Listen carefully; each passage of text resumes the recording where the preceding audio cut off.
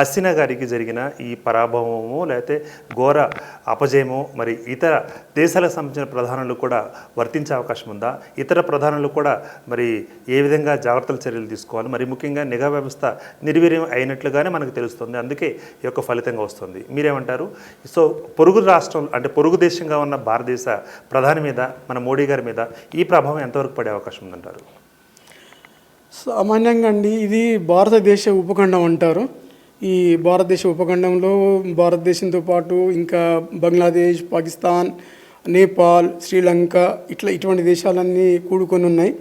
మన అత్యంత దగ్గరగా సమీపంగా ఆనుకున్నటువంటి దేశం బంగ్లాదేశ్ అండి. బంగ్లాదేశ్లో మనకు ఇంటెలిజెన్స్ వ్యవస్థలు అంతగా స్పందించలేదు, సైనిక వ్యవస్థ అంతగా స్పందించలేదు. కానీ మన భారతదేశం ఈ వ్యవహారాన్ని కనుక్కుంటూనే ఉంది, ఇంటెలిజెన్స్ వ్యవస్థ హెచ్చరిస్తూనే ఉంది. కానీ ఆమె కూడా ఏమి చేయలేని పరిస్థితులనే పారిపోవడం జరిగింది. ఆ వ్యవస్థలు ఏమి బంగ్లాదేశ్లో ఎటువంటి వ్యవస్థలు ఆమె సహాయం చేసినట్టు కనబడతలేదు. అందులోటి ఈ ఉద్యమానికి ఇంకొక కారణం అక్కడ ఉన్నటువంటి మత ప్రాతిపదికన ఉన్నటువంటి అక్కడి మత పెద్దలు, అక్కడ జరుగుతున్నటువంటి ఖలేదా జియా అని ఇంకో మాజీ ప్రధాని ఉండడం జరిగింది. ఆమె ప్రస్తుతం జైల్లో ఉంది. 4 టర్ములు షేక్ హసీనా ఆమెపై గెలవడం జరిగింది.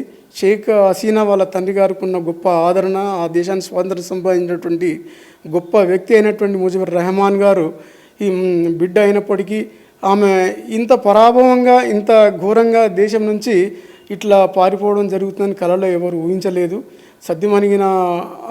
సద్దిమనేటువంటి అవి అల్లర్లు, ఉద్యమాలు అవన్నీ కూడా మళ్ళీ రావు అని కొంతవరకు ఆమె అనుకున్నది.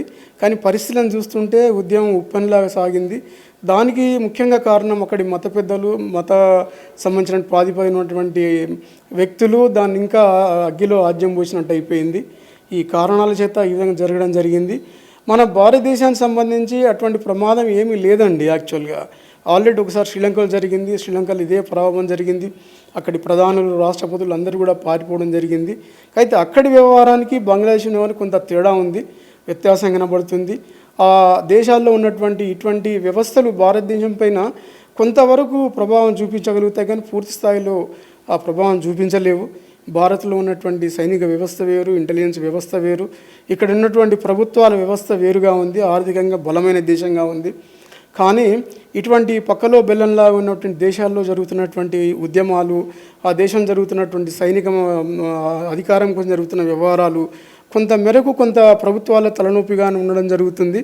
మరి అది రాను భారత ప్రభుత్వము తగిన చర్యలు తీసుకుంటుందని అనుకుంటున్నాను. కానీ భారతదేశానికి ఇప్పుడైతే ఇది విధంగా వచ్చిన ప్రమాదం అంటూ ఏమీ నాకేం కనిపించట్లేదు.